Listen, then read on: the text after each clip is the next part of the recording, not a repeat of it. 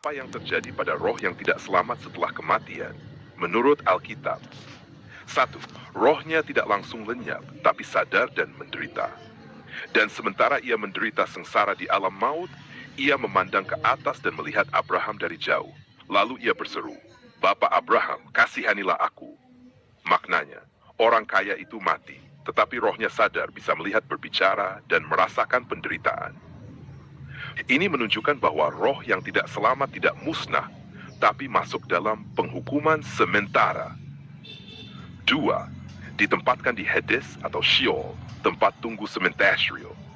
Dalam perjanjian lama disebut Sheol, Ibrani. Dalam perjanjian baru disebut Hades.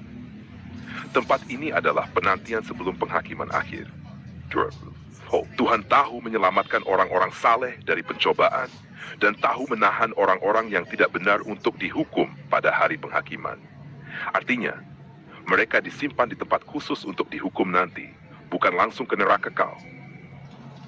Akhirnya roh itu akan dibangkitkan dan diadili. Wahyu 20:11-12. Dan aku melihat orang mati, besar dan kecil, berdiri di depan takhta itu.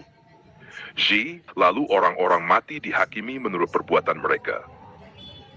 Semua yang tidak tercatat dalam main kitab kehidupan akan dilempar ke dalam lautan api. Ini yang disebut sebagai kematian yang kedua. Lautan api, penderitaan kekal. Dan mereka ini akan masuk ke tempat siksaan yang kekal, tetapi orang benar ke dalam hidup yang kekal. Wahyu 20:10. Mereka akan disiksa siang malam sampai selama-lamanya. Kesimpulan, roh yang tidak selamat tetap hidup secara sadar, menderita secara rohani, dan akhirnya dihukum kekal di luar hadirat Allah. Singkatnya, setelah tubuh mati, roh tidak hilang. Rohnya masuk ke tempat sementara Hades, lalu dibangkitkan untuk dihakimi. Jika tidak selamat, masuk ke lautan api yang kekal.